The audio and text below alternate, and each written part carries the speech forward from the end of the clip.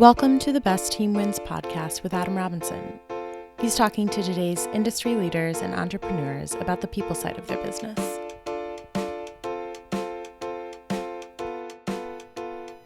Welcome to the Best Team Wins podcast, where we feature entrepreneurs whose exceptional approach to the people side of their business has led to incredible results. My name is Adam Robinson, and for the next 25 minutes, I'll be your host as we explore how to build your business through better hiring. Today on the program, Pablo Fuentes is the CEO and founder of Proven, a 20-person business headquartered in Austin, Texas. Proven was founded in 2009 and is a venture-backed company with a who's who list of investors, including Andreessen Horowitz, Greylock, Founder Collective, Kapoor Capital, and 500 Startups. Pablo is also the host of the podcast Small Business War Stories. He's a keynote speaker and in his spare time designs and builds custom guitars. Pablo, we are so glad to have you on the program today. Thanks for having me, Adam. Appreciate it. So we're here today to focus on the people side of your business, but before we dive in, let's set the stage. Give us 30 seconds on Proven. Yeah, Proven's a small business hiring tool, so we work with thousands of small businesses nationwide to help them distribute, and organize their jobs. So if you are a small business, you can post to over 100 job boards using Proven, and then you collect all the applications on a tool that works seamlessly from mobile to desktop, and you can collaborate with your team. And it's been great. We are specifically designed for small businesses, so we have exactly what you need and nothing to confuse you and distract you from actually getting back to what you want to do. Excellent. Well, I'm excited to learn from your experience serving small business on the people side of their business. It is the topic of the day, so both from what you've seen and what you've experienced in growing your own business, let's dive right in. Yes, sir. So when you started Proven in 2009, there came a point where you needed to staff. So tell us that moment, that first hire that's so salient for small businesses out there. They're ready to scale beyond themselves. Talk to us about how you made that choice. Yeah, we at that point it had to do with customer support. The business has changed quite a bit. We iterated the model quite a few times, but that's beyond the scope of what we talk about right now. But the first hire was somebody that came in recommended by one of our advisors at the time. It was somebody who had experience working at a software business that related to employment. One of the things from early on that we've always done at Proven is do kind of incremental buy-in to people, to the relationship, meaning we always set up trial projects. So even I had an original co-founder who's no longer with the business, but my current business partner, Sean, came in about a year in. And with him, we started out with him being a contract developer. So that's your first employee. It came through an advisor referral, which is pretty common. And the business grows and you need to add to the team. So talk us through the early days in building that core team. I can imagine as a software tool that helps you do exactly that for the kind of business that you were at the time. Talk to us about the use of the product to do that and your experience in building that first early core team. Yeah, so those two things for us were a little bit disconnected because early on the business did something else. Their business was more focused on staffing for blue-collar businesses. But the business didn't become what it is today until years later. So we currently today use the tool to hire ourselves, but back then it was mostly a lot of word of mouth, a lot of networking, especially in the early days of building out the core team.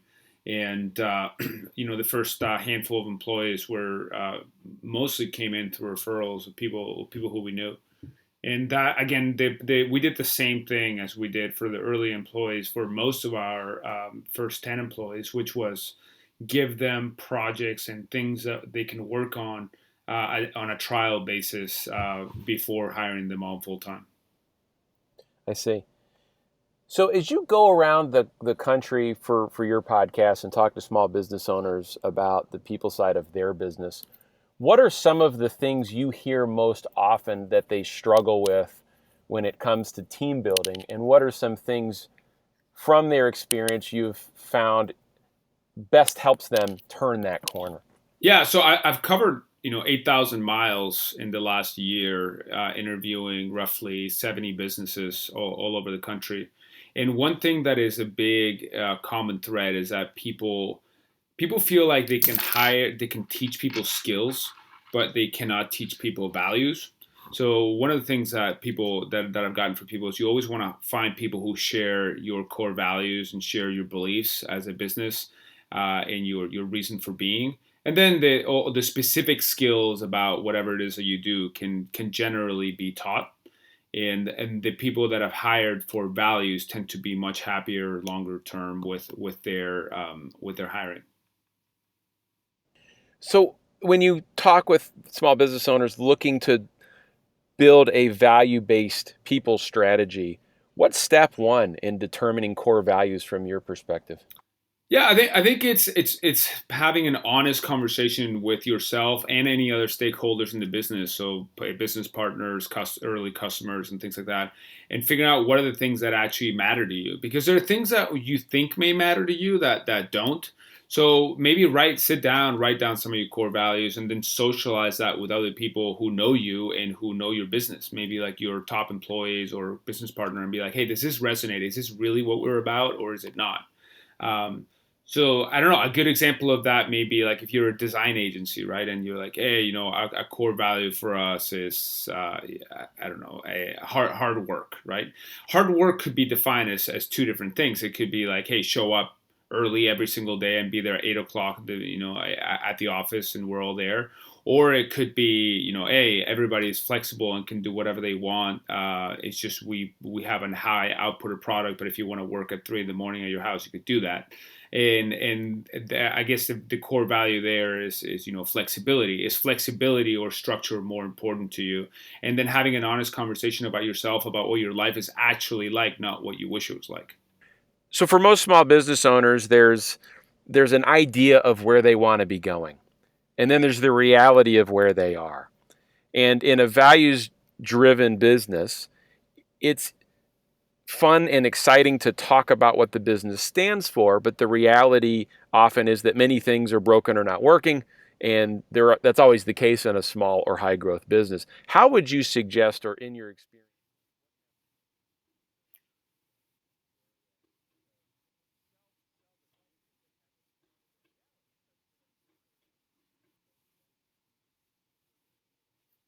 Yeah, I think being very self-aware and honest with that is important.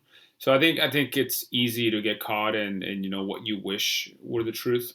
But those things are not mutually exclusive. You can be very honest about, hey, here's our vision, and you can be also very honest about here's where we are now. And actually, the more you're able to bridge those two things and have this concrete, specific plan, like, hey, here's where we are today, here's where we want to be, and here are the things we need to do in order to get there, and here's how you fit into those things.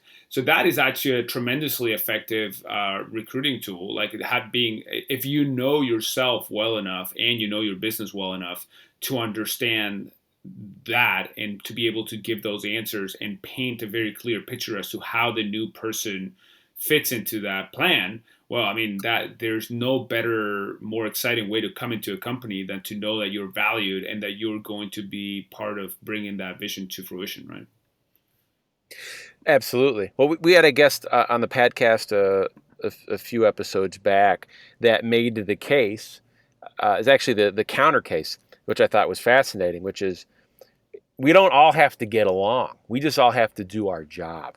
So, there's no wrong answers when it comes to team building. It's just what's right for you. Based on your tour, do you see more of the values first philosophy out there, or are you observing more of the performance-based meritocracy? Let's not worry about getting along. Let's worry about getting the job done type of culture. Well, I don't think those two things have to be mutually exclusive. I think you can run a values-based organization that's very goal-driven too. I do see people that maybe have like everything is about the goal. Though those organizations, in my experience, tend to have higher turnover because while in the short term things might get done, it's extraordinarily stressful for because people are people and you're dealing with human beings, so people burn out. So that's okay. I mean, there are businesses that are predicated upon that philosophy, and if that's as a founder, that is the way that you see the world, then yeah, you should find other people who see the world that way as well. And maybe you're that successful and that compelling that you can drive people to and redline people and and that'll be fine, and you'll be successful. And my personal experience, the way I run my business is more like it's a marathon, not a sprint. And we are very conscious of output and of cadence, but we also want to make sure that we, our values are straight, and that we're, that we don't burn people out. And a lot of the organizations that I've seen that have higher retention really take a more holistic approach to seeing people as human beings. And by the way, I do think, just to be clear, that there is, I don't think businesses are a family. I do cringe a little bit when I hear people talking about family. Families are dysfunctional. Families are messed up. Like they're, and they love each other and they hate each other, and there's all kinds of things like that. I think it's more a sports team. There is a performance based aspect to it, and you have to really care about people's output. But that doesn't exclude also having a values based organization where the way that the core values of the people you hire are very similar to yours. Are you a values-driven organization at Proven? Yeah, we are a values-driven organization. We are also very much. I think we strike a balance. We're fully remote, so we have people all over the world, and that a lot of trust has to be in place for that, and a lot of independence and drive. Right, I'm not there to see if our employees are playing video games all day. At the same time, we have accountabilities and trust are big values for us, and for us, those things lead us to have weekly meetings. We just had one earlier today where we basically share with everybody our progress and what we've done versus what we said we were going to do, and what's coming in the next week. And I think that helps keep everybody on the same page. So we do strike a balance in those things. But yeah, independence, respect, and accountability are all big for us. Were those values that you started with, or are those values that you pulled together after the founding of the business? I think that's a good question. I think it's evolved. We were not remote originally. We had an office in San Francisco. So a lot of those values are things that have come into the business later on. And I think from a product perspective, the values of treating people, our customers, the way that we want to be treated. We use our own product, and then also making sure that our product is creating a net social good. It matters to us. It's not just about making money. We want to help people get jobs. We want to help people hire, and we prioritize that over the immediate short-term making of money. I think that's something that's been with us from day one, and having that. We want to be a positive influence on society. That's been there from day one. There have been additional values and things that we've added along the way as the specific working structure of our company has changed. I've talked in recent episodes a lot about the notion of remote workforce, and we've had guests on here that are both pro and con. It sounds like you're firmly in the pro category, and it's working well for you. What things, in terms of tools or technology, you mentioned trust, but tools or technology, make that work for an organization that's spread around the world? Yeah, we use a lot of Slack. We use Slack, Google Docs. We have centralized platforms for customer support. We have specific processes that we've internally created for accountability, and to make sure that everybody knows and can in short order know something that they need to know about another area of the business. And it's been a learning process. I do think the notion of a lot of people think like, oh well, how am I going to know if people are being productive? Well, the reality is that you don't actually know if people are being productive when you're at an office. Just because you walk That's by right. and somebody's sitting in front of a computer, that doesn't mean anything about the work they're doing. Right. And it's actually, when you're in an office setting, it's somewhat awkward to go up to somebody as their supervisor and be like, hey, what are you working on? It just kind of go up behind them and it's like, hey, what's going on? That then you become Michael Scott in The Office, right? So that is a very natural question to ask somebody in a remote setting, because you're not in front of them every day.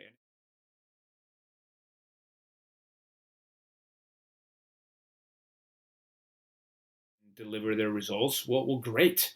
And then I think it's much more for us about that, that productivity and the deliverables than it is about the specific. Oh my God, Jack was here until 5 and Jane was here until 7. Jane must be a more productive worker, or vice versa. And I think those are industrial age notions of widgets in an assembly line, which don't necessarily apply to a lot of the work that happens today on the more creative and virtual front.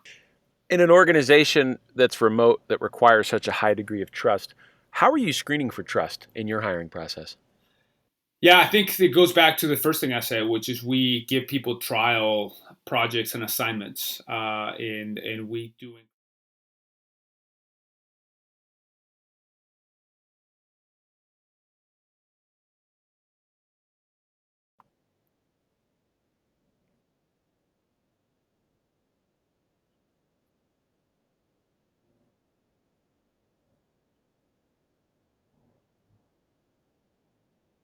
immediately nip that up the butt and don't let that affect the business or affect the relationship. So yeah, it's like the speak softly and carry a big stick kind of thing. And in the past, we've had to use that stick. It's fortunately not been very often. But you can only be nice if you have a real backbone and there are real consequences to breaching those values and breaching those outcomes. Or and I shouldn't Sure. say it shouldn't say outcomes. Breaching those deliverables and that trust. So what happens in the organization? What processes or touch points have you put in place with managers to address outcomes that aren't meeting standard, particularly in the trial period? When is it time to coach versus time to counsel out? I would say it becomes pretty quickly evident whether people are self-driven, right? So for us, the core question that we ask ourselves is this person looking for reasons this will not work or ways in which they can make it work? And for us, like we've seen, like it's kind of binary. Like there are very few people who are like a mixture of both, right? So you either have the attitude of like, okay, I'm going to figure out how I can do this, or oh, this is not going to work, and be like naysayer and things like that. I think it's good to be skeptical, and we one of the sayings we rely on is in God we trust, everybody else bring data.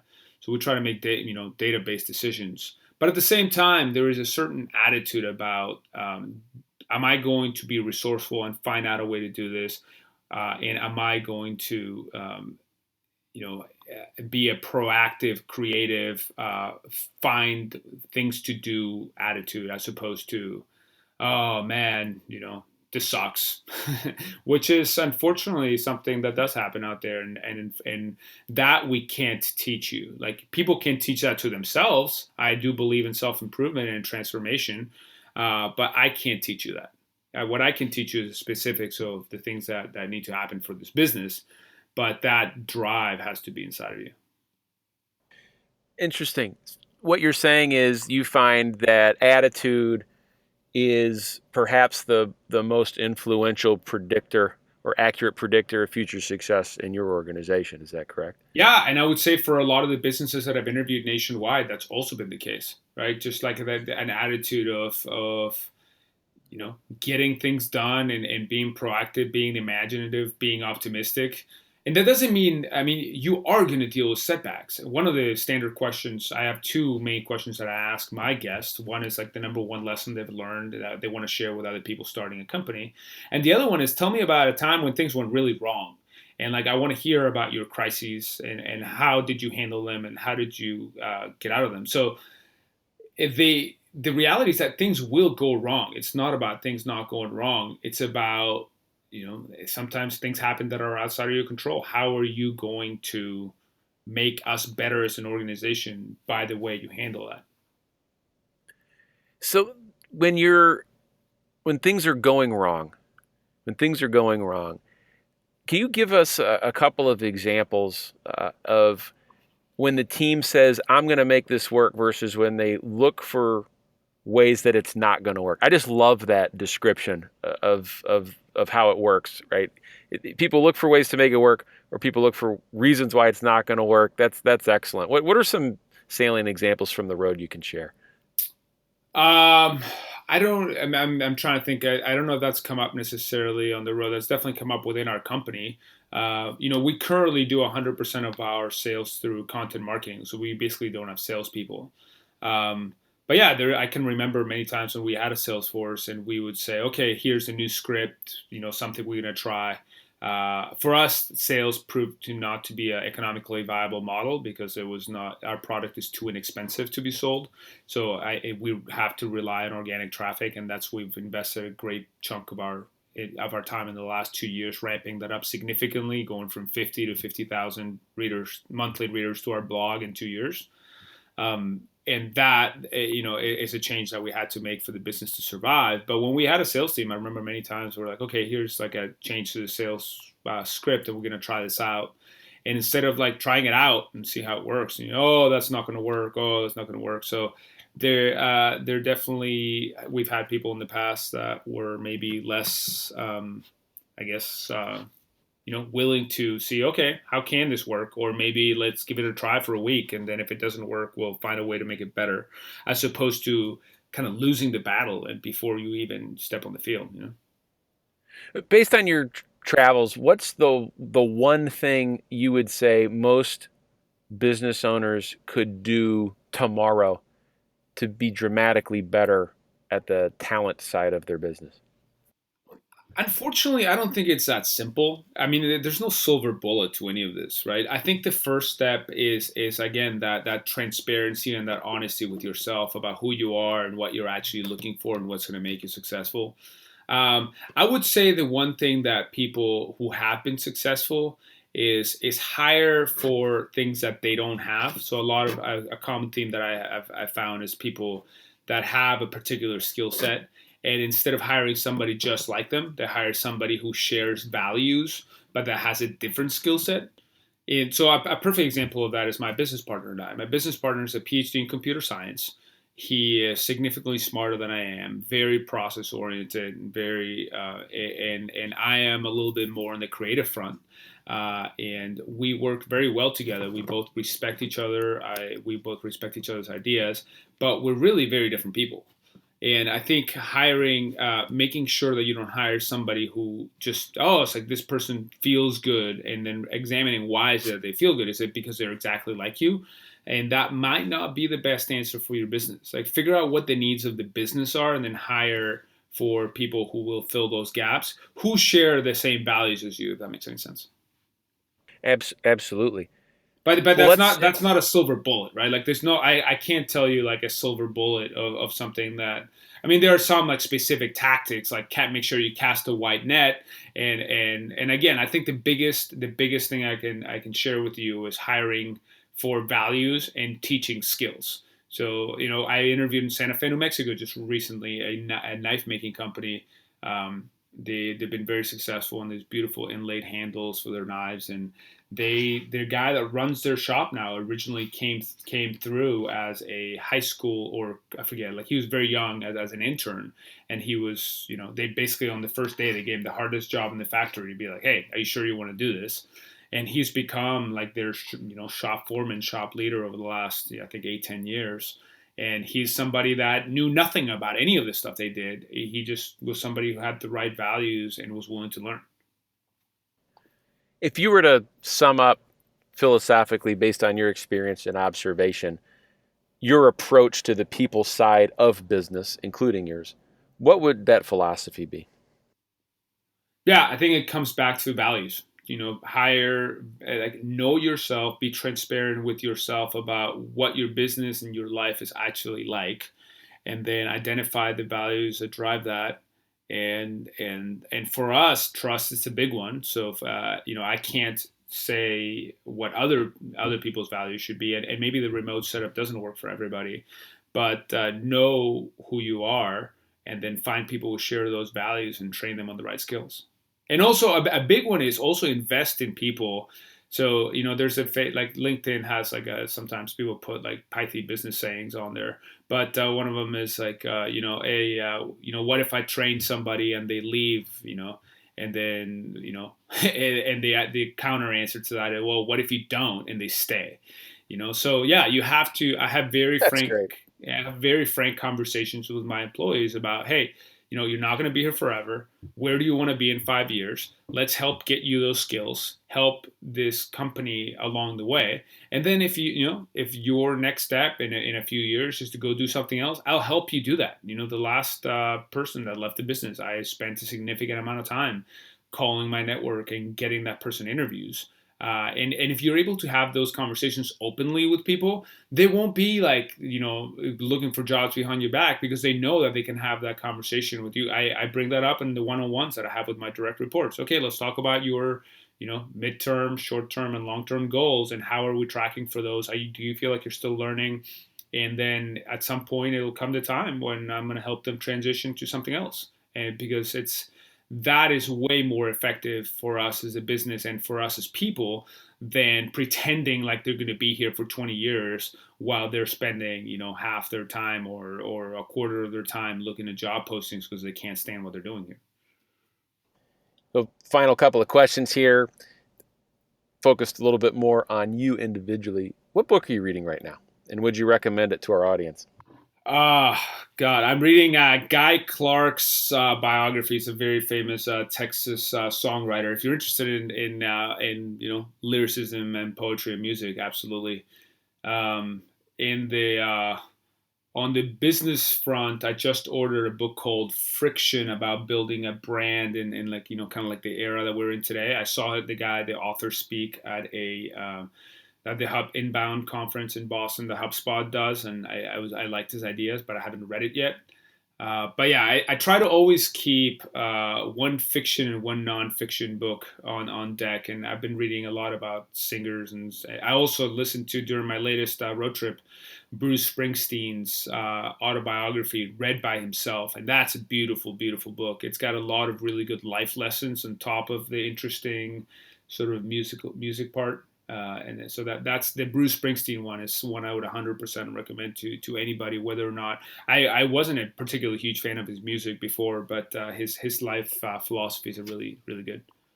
Oh, I'm sold. That's my next pickup there. Thank Yeah, you. and you got to listen to the audiobook because he narrates it himself, and he's a very lyrical guy in the way he writes. And because he wrote it and didn't ghostwrite it, you can actually hear, like, it's almost like song about his life written in prose with like real actionable lessons about things. It's really good. I love it. I'm in on that. All right, closing question here, Pablo. If you were to come back on this show a year from now and report to the audience on whether or not you successfully tackled the single biggest people-related opportunity or issue facing the business or the endeavors you're involved in, what would you be telling us happened? I would say that I'm not currently actively hiring, so I would say it wouldn't be along those lines. It'd be along developing people, like we talked about before.